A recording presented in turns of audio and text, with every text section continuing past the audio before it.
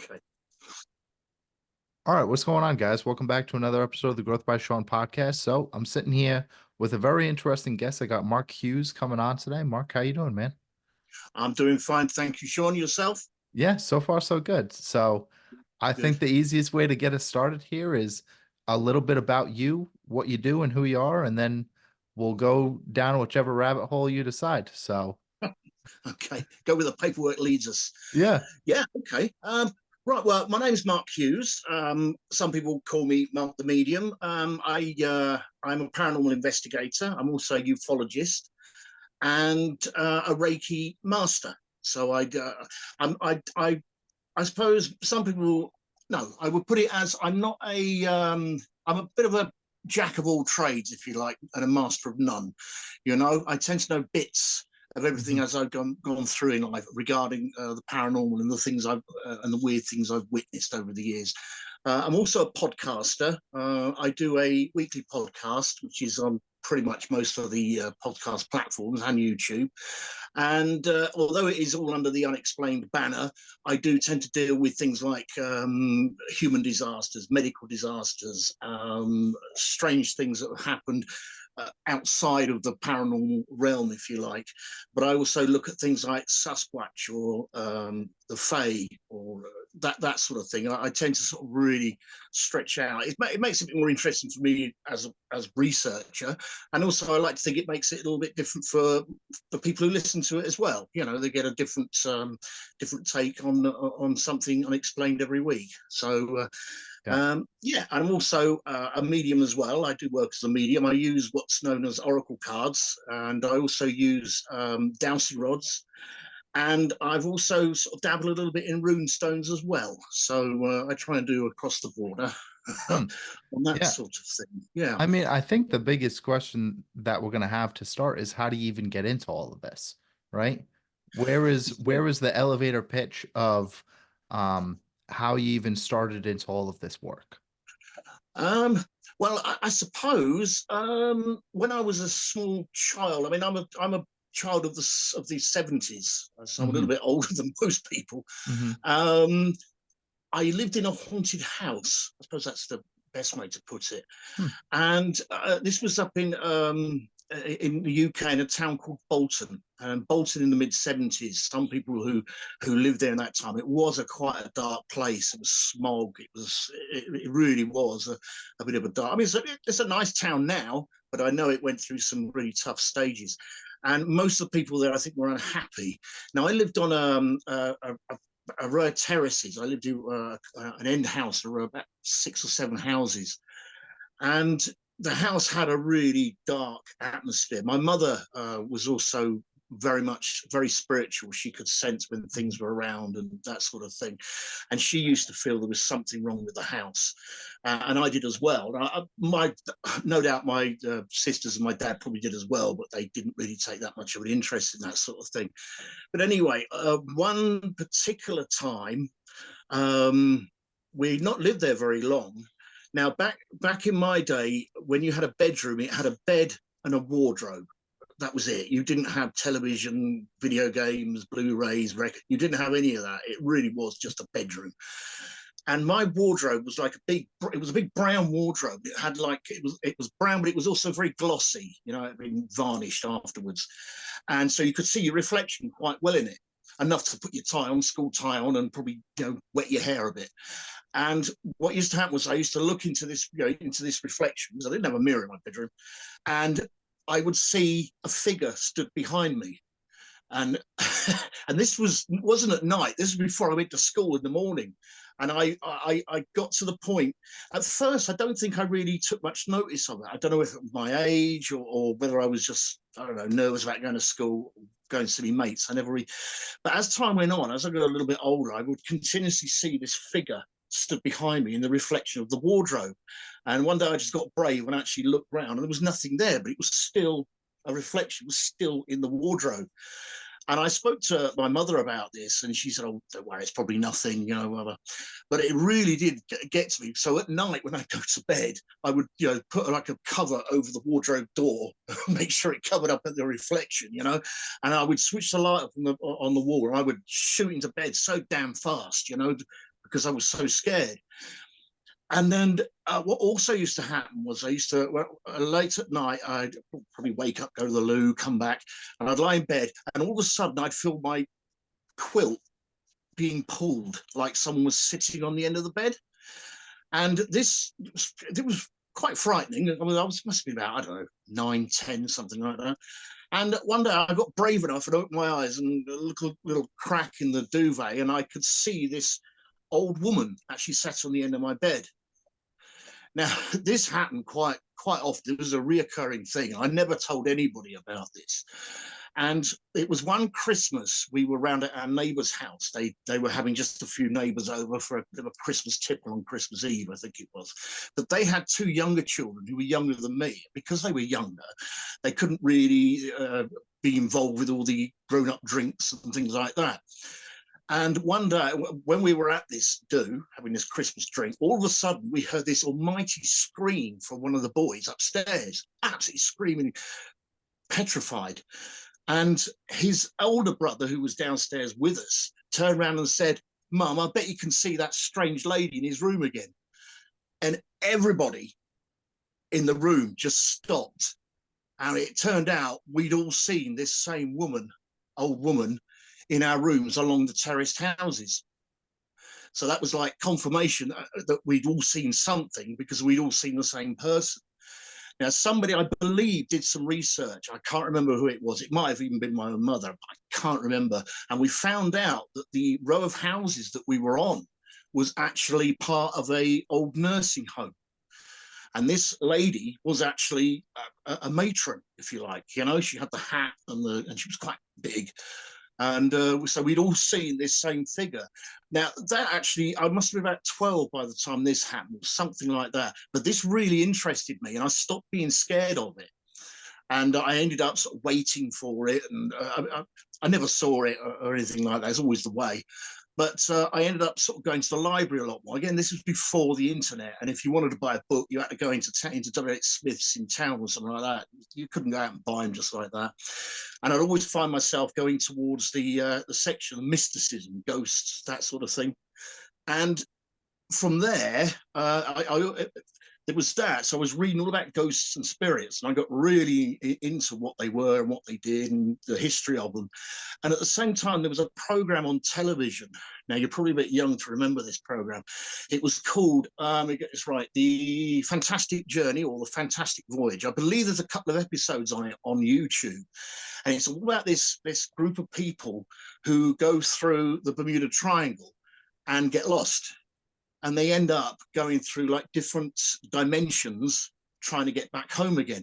Now, I'd never heard of the Bermuda Triangle before this, and I probably asked my mother if anybody, and she was saying, "Oh yeah, you know, Flight 19, all these various things that happened in Flight 19." So again, I got absolutely hooked. So I was going out looking for books on strange phenomena. I was only, I don't know, 12, 13 at the time. So I ended up like the weird kid, you know, at school dressed in black, reading books on death, if you like, or strange phenomena, while everybody else was reading Charles Dickens or Shakespeare, that sort of thing. So that ended up how I got involved with it. And over the years, I've always been, I mean, you see behind me, I've got loads of books. This is just sort of like the tip of the iceberg. There's a load up in the loft. Yeah. And from there, I think it got to about 1980, and then we had an event over here called the Rendlesham Forest UFO. I don't know if you've ever heard of that at all, where it happened over 3 nights over in Rendlesham Forest. And it was all over these 3 nights. I think it was the US Navy, shoot me if I got it wrong, all these military guys witnessed UFOs and strange phenomena going on within the forest, Rendlesham Forest, over here in, I think it's Norwich, I think it is, or Norfolk in the UK. So that sort of really got me as well. And I think I've just slowly steered into that sort of area. I mean, obviously I got married, I've got kids. Mhm. So a lot of it got put on the back burner. If you're a family man, you know your hobbies have come second. And now, of course, they're all grown up and doing their own thing now. And my mediumship work came in probably about 5 years ago now. I'd always known if there was a spirit in the room. I'd always felt something's not right here. And I spoke to a good friend of mine who I haven't seen her for a little while, actually, who actually advised I took some courses and learned how to use the third eye. So I did this. I took a couple of her courses, and I found I was actually better than I thought I was. And then I think she went on to do different things. And then I had another friend of mine who was also a medium, but he's more of a demonologist. And he taught me a lot more about the, for the want of a better way, the darker side of dealing with spirits, that sort of thing. And his work was absolutely fascinating. So I learned a lot from him. And then he's gone off and he's doing other things as well. I still keep in contact with him. And I'm now sort of under the guide, if you like, of another lady that I know who's a really good medium. And she's taught me how to clean up what I do. So for the last probably about 3 to 4 years, I've been a practicing medium. So that's how I got involved, really. The ufology, I get a lot of people sending me messages about what they've seen in their back garden. I've spoken to people also who have been who make claims, if you like, of alien abduction and missing time and all that sort of phenomena. And the more I read about it, the more people that tell me about it, the more fascinating I find the subject. Yeah. Yeah. I think the biggest direction that I'd love to take this is when you're meeting with someone, what are some of the things that you're looking for to know, hey, these people, there's something here, and okay, this is just a crazy bunch of people here. Yeah, it does happen, unfortunately. Yeah. There are a couple of ways. If I get if I get asked to go and look at a house by, say, a local council, there's a couple of ways, things I do, but I'd rather not say here because they're sort of otherwise something you can understand. But the other things I always say to people when I do go round, you sort of know if something, I suppose it's your own instinct because you do it so many times and you know whether somebody's trying to pull a fast one or not. I mean, I have gone into some places and I've thrown in a joke, a trick question. I think one place I even said, turn around and said, does the cold tap suddenly run hot? Or the hot tap suddenly run? And they'll go, yeah. And I thought, yeah, okay, you're wasting my time. Do you know what I mean? Because it's not like that. Yeah. But there's just certain questions, and also you go over a couple of days as well, and you find out any inconsistencies. So you'll sit down, and also the type of person who's reporting it.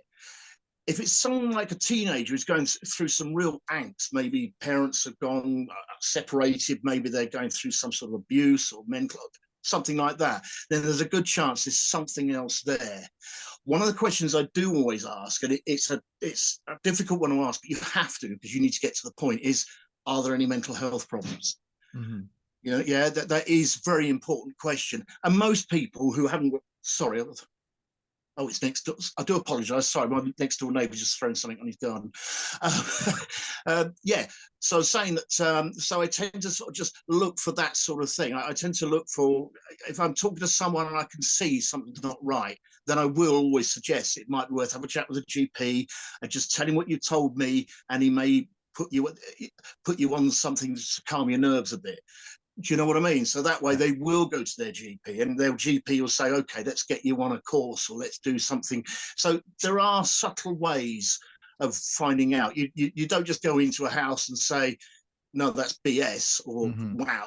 You've got to sort of gently approach it. I do anyway. It's always a gentle thing to approach. And also the other thing is, when I do go to these places, I normally go on my own, or I'll take my wife with me because she's also a paranormal investigator as well. And she will, the worst thing to do is turn up with tons and tons of flight cases full of kit because you'll just embarrass them. You know what I mean? And it does, it just looks like, well, to me, it just looks a bit cheesy. I think you just go along with your notebook. I always say to them once I've had a first meeting, journal everything that happens, the room it happens in, what time it happened, what was going on within the house in general. You know, I always say, and if I go back a week later and they've done it all, then I think, okay, there's obviously something going on here. But if you go back a week later and you find they don't answer the door, but you know they're in, then yeah, they're wasting your time. It's just all sorts of little bits and little things that you pick up on when you go around. Yeah. I can't say I've had anyone yet that's tried to pull the wool over my eyes. Okay. No, I don't All right. think I have. Well, that's good. No. Yeah, that's Yeah. good to hear. So Yeah. when you and your wife are both doing this, or just you are doing this, what is it that I think there's a misconception in terms of like what you really do. So when someone calls you to their house for some type of situation, what is it that you're actually looking for? And then are you trying to get rid of a certain spirit or ghost or paranormal type of figure, or are you just there to confirm it? What is it that you're going to do there?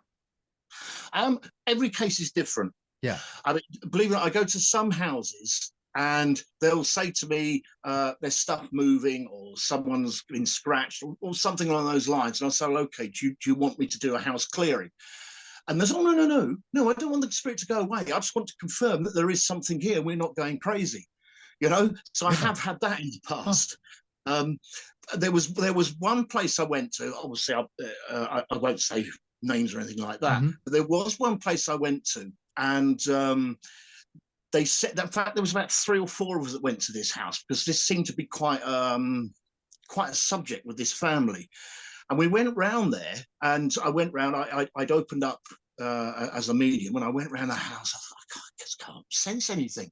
And I went up into I went upstairs to go into one of the bedrooms. And as I went across the bedrooms, I suddenly got cold. I thought, okay, something's here. They got the air conditioner on or something like that. But they had nothing like that there. And in front of me was I mean, I don't mean spiritually in front of me. I mean actually physically there was this chair, and this chair was completely out of place. And when I touched this chair, I got the third eye was showing me a person, various bits and pieces. And I spoke to the owner and said, "Where did you get this chair?" And apparently they bought it about a month ago at an antique fair. So there was this chair had an attachment. And I said, well, this is where it's come from. It must be this chair. And I got another friend, one of the people that came with us, she has what they call an SLS camera. And an SLS camera is basically you face the camera at the area where you think there may be spirit, and it will pick the spirit out as a stick man, like like the old stick men. And when she aimed it at the chair, next to it was this very faint, but it was there, was this stick man. It was faint, but it was definitely the markings there. And this spirit was attached to this chair. And what they actually said was they just wanted to know if that's where it was, or whether they brought something back from one of the castles they went to visit or something like that. So that each case is different. There was a case, I wasn't so involved in this one, but there was a case a very good friend of mine did. And he was telling me that this guy had opened up a B&B, but things just kept happening in the rooms. He kept losing his clients, because I'm staying here. This has happened. I've had things thrown at me and goodness knows what else. And he found out that they did have a very malevolent spirit there. And it was a poltergeist. Now, it was unusual because poltergeists are pretty much person-based and not location-based. So it was an unusual one, but I wasn't that much involved. But what he did was he actually advised the owner of the B&B to set up one of the rooms, maybe something in the attic, and with the intent saying, okay, Mr. Poltergeist, this is your room. And he closed it up and he left it, and the stuff actually stopped. No more throwing of furniture, cutlery or anything like that. It did actually stop after that because the poltergeist actually had a place of his own, and that's all he wanted. Does that make sense? Yeah. Yeah. Interesting. So yeah, I mean, it's just every case is different, but yeah. Yeah. Yeah, I deal more with the that side of things rather than the ufology side. The ufology Yeah. side is more looking at finding things in the sky. And I've spoken to people who have had implants put into their back of their neck or into their shin or something like that, and they've had missing time.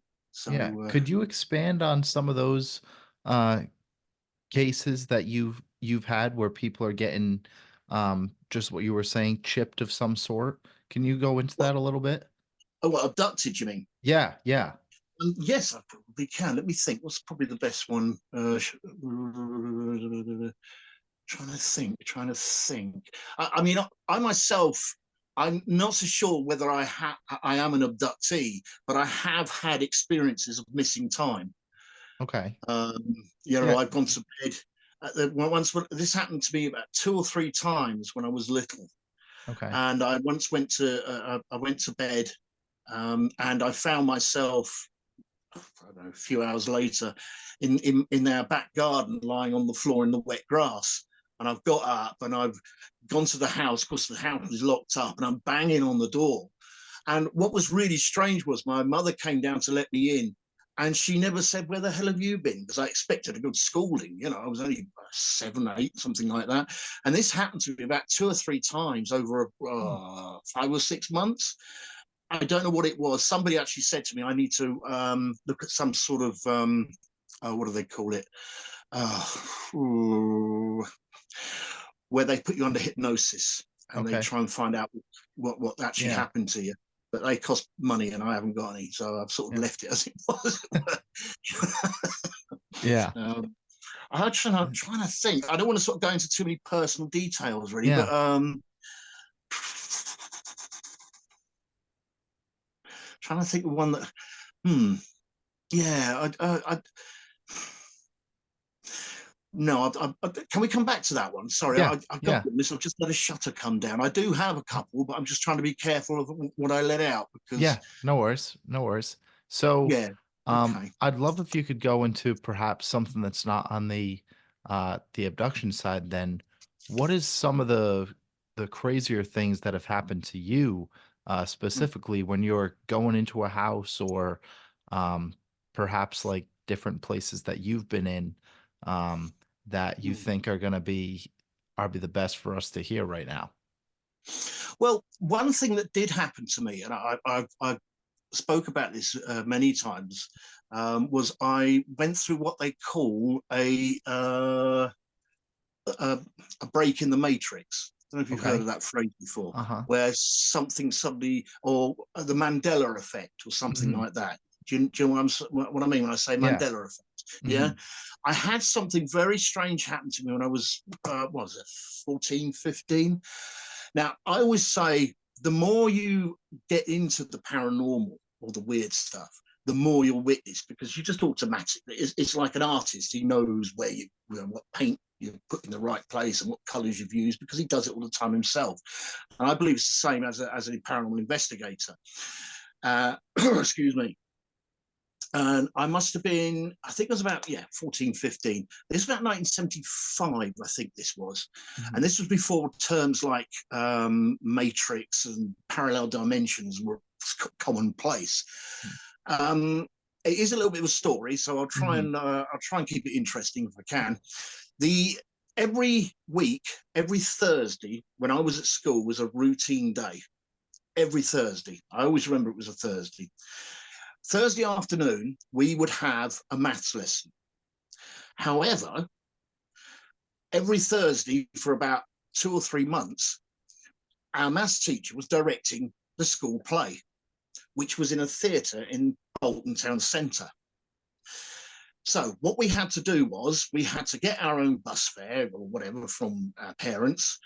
And after a morning school, we all individually, you wouldn't get this done now, but individually, a load of 15-year-old boys and girls and whatever had to make their way over to Bolton Theatre, whatever it was called.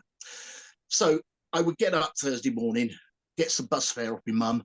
Now, I was a young boy who actually had money in his hands. So me and my mates, we used to spend our bus fare on sweets and treats and goodness knows what else for ourselves, and then just walk to the to the theatre. So we did this every week. And this went on for about a good 6-7 weeks. Get up, get money, go to school. After dinner, get into make our way to the Bolton Theatre. And then it was normally about, I don't know, 2:30, 3 o'clock. Our teacher would say, right, guys, go home, make your way home. So we then make our way home. Now, me and my two mates, we always hung around. We would cut through a footpath which took us through a factory and would take us out to the top of the street where we lived. And it took about, I don't know, 10 minutes off the journey if we walked the long way around. And we did this every week. One particular Thursday, this is where it went a bit skew-with, but one particular Thursday, I got up, got my money, went to school, and then on the way to school, I said, let's get some sweets, let's pop into the newsagents. And one of my mates said, no, I need my money for the bus fare. And I thought, well, yeah, I know, but I thought, oh, okay, fair enough, we'll do that. And I didn't think twice about it, but it just seemed odd. All of a sudden, my two friends cared about keeping the money for the bus fare, which they never did. And I went to school, normal day.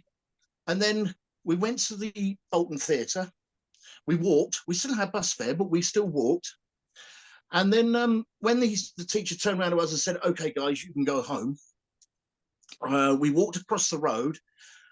And I just started to head towards the path that took us through the factory. And my mates turned around and said, Mark, where are you going? And I said, well, cutting through the factory. They said, what are you talking about? We've got to get the bus. And I just sat and I thought, guys, we've never caught the bus. And they looked at me like I was stupid. What are you on about? Oh, well, you do what you like. We're going to catch the bus. And I thought, well, okay, fair enough. That's odd. Anyway, I went on my own, trying to find this path to take me through the factory. And I could not find this path. It had just gone. And I thought, maybe it's because talking to my mates, I've just missed it or something. So anyway, I found a path. I thought, well, this must be it. And I walked down this path. And as I walked, it suddenly, it's really difficult to explain, but it literally, I must have walked what felt like forever, because when I looked back, the path just carried on infinitely. And then when I looked forward, it carried on again infinitely. And I started to get a little bit scared at this point, thinking, what the heck is going on here? Anyway, I kept walking, and all I could see over the bushes either side of this path was just fields. There was no town, there was nothing. It was just green fields either side of me. And I'm looking, thinking, what the hell has gone on here? At this point, I'm really, really scared because it just didn't feel right. And I ran and I ran and I ran. The more I ran, the longer the path just seemed to go on for. And I thought, well, there's no point running back because there was nothing there. It was just this long path. Anyway, I carried on running. I tripped over. Oh, sorry. I carried on running, and I did notice that there was no birds. There was just no noise whatsoever, none. And that's when I really became very scared because it just didn't feel right. Anyway, I kept running, and all of a sudden I tripped over, fell onto the floor. And as I fell onto the floor, I got up, and I could suddenly hear all the birds. I could suddenly hear the traffic in the background, and I could hear everything. And there I was, just outside the factory that I normally walk through. And I just thought, what the hell? I carried on walking, and I got home, but I was probably about an hour late. My parents weren't exactly very happy that I got home really late that particular weekend, that particular Thursday. But I couldn't, and I didn't even bother to try to explain to them what had happened, because I thought they'll just think I'm making it up and I'll get a good argument for it. So that was probably one of the following week, I decided to catch the bus with my mates. And nothing was ever said. I never looked for that path again. I just thought, I'm going to stick safety in numbers, I mean, if that happened to me now, I'd probably go back and find out what on earth I'd seen. But back then, it was a little bit different. Now, for years, I never really thought about it until I started reading things about other people going through what they call a glitch in the matrix, where things weren't quite right or things have completely changed. And I'm wondering, now I talk about it, did I witness a glitch in the matrix or something totally bizarre? So that's probably the weirdest thing that's ever happened to me. when you're going through some type of glitch in the matrix, why do you think you're the person that went through it, or are people right now looking for different glitches? Yeah. Are they finding them? Are they not finding them? Yeah, the whole concept of the Matrix Mhm, is, how can I put this? You remember, I won't go into your age, but back in the mhm, 1980s, when video games first came out, I mean, mhm. I don't know if you've ever seen the old, oh, was it the football game or the tennis game with just two lines going up and down and knocking the dot backwards and forwards? I I know don't know what if you you're talking ever, about.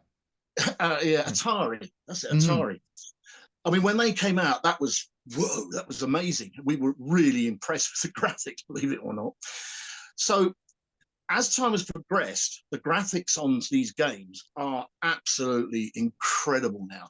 And if you look at things like AI bots and stuff like that, where people are being scammed out of their money because they're talking to a bot, Mhm. you know, and some of the pictures and images are pretty much human. The idea is that we are part of a computer game or a computer. Mhm. You know, when we first came out, you had your character you made, and around you you had other characters that were just crowd background, if you like, background Mhm. people, whatever. But so the more the better we get with graphics on these computer games, yeah, the more that these characters that we've invented become sentient and become self-aware. And the theory is that we are part of a computer game and we are just becoming aware and conscious of what's actually happening, what's going on with us. I believe, who's the guy who bought Twitter? I think it's him.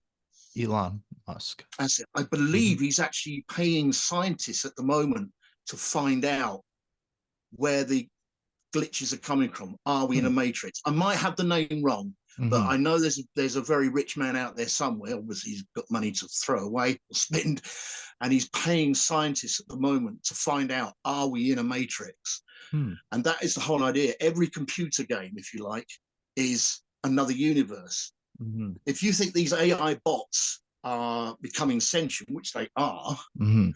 they're totally aware. The more aware they become, the more realistic they become. And it Mhm. gets to a stage where, okay, am I in a matrix? And the glitches are found like you find a glitch on a computer game, you Mhm. know? So, yeah, that's how do you find them? I think they find Yeah. you, to be honest. I Huh. think they find you. Yeah. I mean, if you look at like the Mandela Effect, for Yeah. example, um, what's probably the most popular Mandela Effect is probably the Berenstain Bears, the book. Okay. It used to be Stein, and Mhm. then somewhere along the line it changed to Stain. But no matter how far back you go, all the printed books say Stein. When you remember Mhm. seeing it or reading it as Stein, Hmm. you know that would be Yeah. considered a glitch in the matrix somewhere. Yeah. Um, yeah, is it similar to like the I think I've also seen like the Fruit of the Loom where one of their logos is printed with a That's basket right. and the other is not. That's right. Yeah. Yes, that's another one. Yeah, Yeah. like Kit Kat as well. The dash Okay. or something that's now changed to, or they overlap the wording or something. There's Oh, quite a okay. few of them. Huh. Um, yeah, Yeah. I one of the strangest ones. Now I'm a big Yep. music fan, Yeah. and I remember listening to Queen. Mhm. We Are the Champions, classic rock track. Do you remember how it ends? How the song ends? Mm-mm. No. You know? Now, I always remember, I won't sing it because I don't want to frighten your Yep. listeners off, but I always remember the last line that Freddie used to sing, of the world, and it would Mhm. go out like that. Now, I Oh, yep. always thought that was it. In fact, I would swear it because I've seen Queen live. I've got all their albums, CDs. I've got a huge collection of Freddie Mercury. Mhm. But about, I don't know, a couple of years ago, I put on News of the World, where it comes from. And all of a sudden, I was singing away to it. And it didn't have that of the world. It just faded out. And I thought, hey, that's not right. And I Hmm. went online And there's a couple of Facebook pages of Mandela Effects. And I wrote this in. I typed, has anybody else noticed a difference in the Queen song of the other champions? And I got bombarded with, oh my God, what have they done? And I wasn't the only one that remembered it as him singing out the last line to finish the song. Everybody remembered that. But now it just fades as they sing the chorus. That is that's probably the strange one, because I'm a big Queen fan. So I know something's not been right there. Something has, I don't know. Gotcha. Yeah. Yeah, go check it now. Yeah, I'm gonna check it, I'm sure. So the other thing that I'm curious of, so you had mentioned previously one of your old mentors or friends who's into different ventures now had done more with demons and Oh yeah, demonology. demonology. Yeah. Yeah.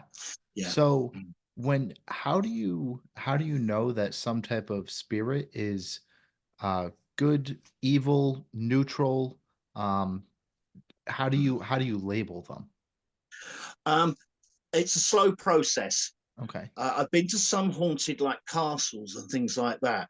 As a medium, I went to a castle here called Oxford Castle, and right down the bottom of Oxford Castle, I went down. I'm not saying there's anything demonic there, but there was something very dark, because I went right down into the bottom of the castle, and all of a sudden I felt like there was something jabbing in my eye, and it really was painful.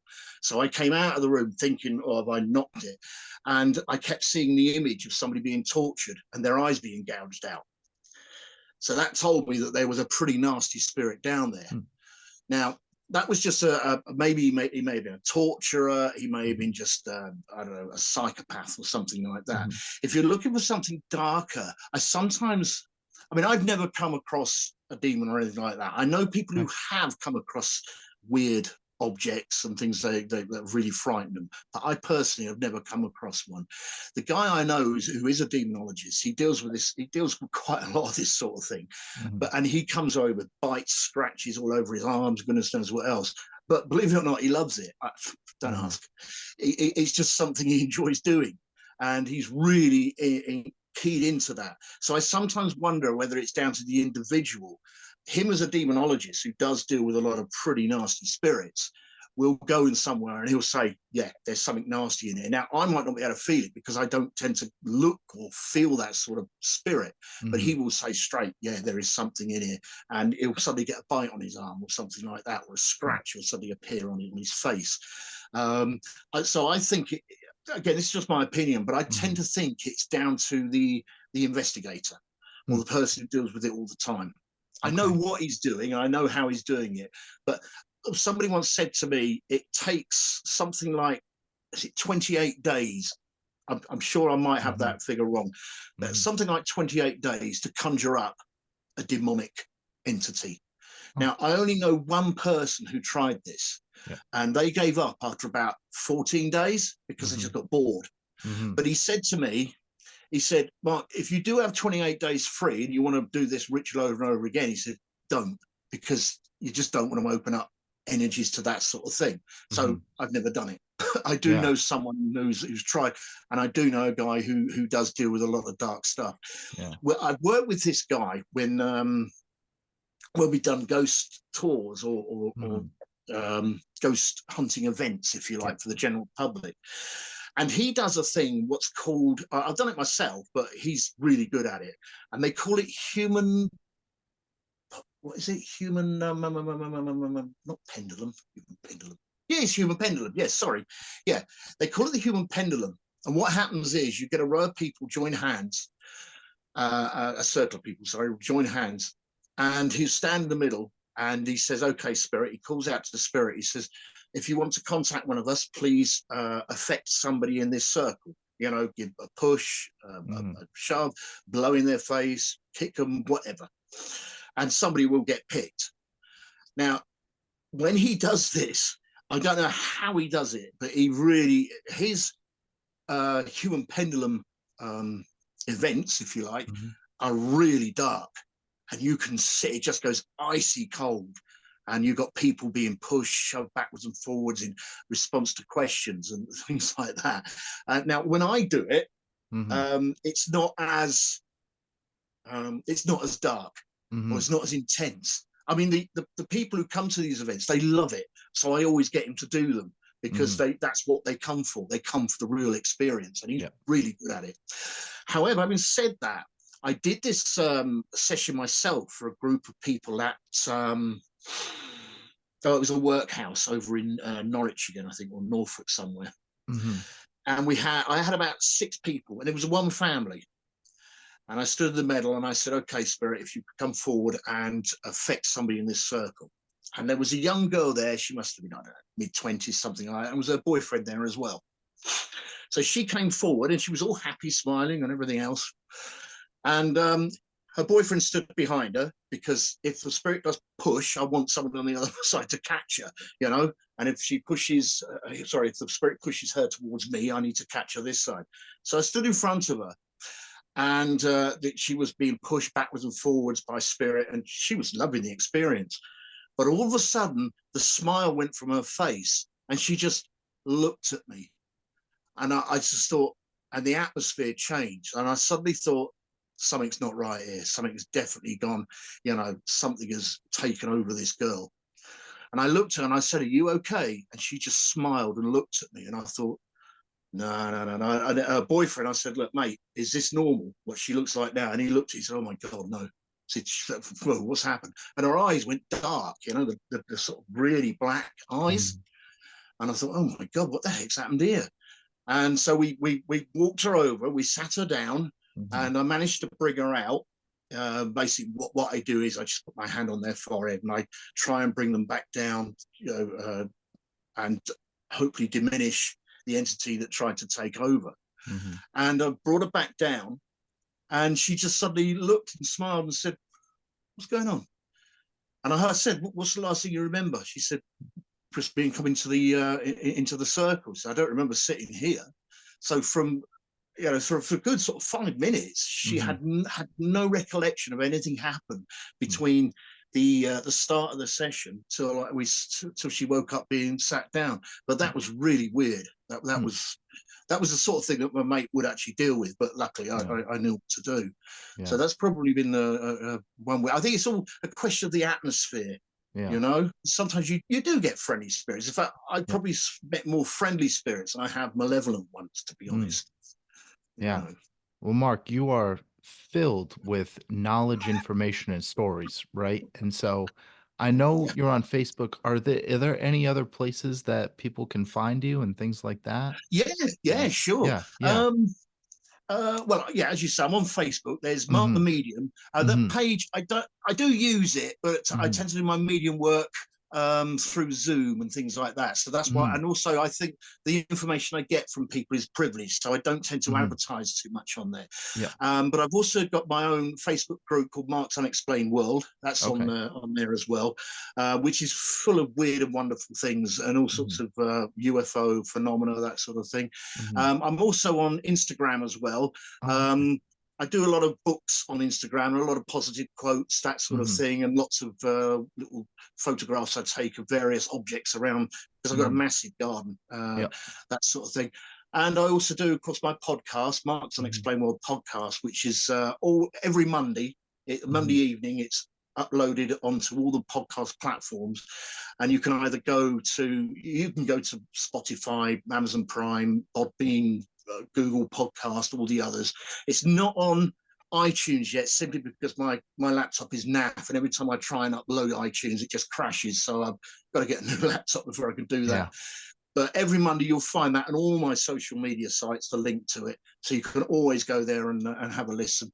And it is obviously under the Unexplained banner, but there's all sorts of different weird and wonderful things there. There's medical disasters. There's I did one on like the Great Beer Flood of London in 1818. You know, there's Okay. just various, but there's also things like the Kofu UFO or the Kira UFO, various different different hauntings. And there's another one very quickly, is what's called the very interesting case called the Cock Lane Ghost, which is about it's the only murder trial or murder that went to trial because one of the witnesses was a ghost. Oh, wow. Yeah, that's a really Oh, I really didn't know what I was taking on when I researched that one. It takes you yeah. normally about 3 days to research it, put it Hmm. together, but this one took me nearly a week because it was Oh, wow. so involved. So, but Wow. I do enjoy it. Wow. So So yeah. there's a lot to it. So Mark, thank you for being on today. All right. I appreciate it. Thanks for the opportunity, mate. I've Of enjoyed it. course. Beautiful. Thanks, guys.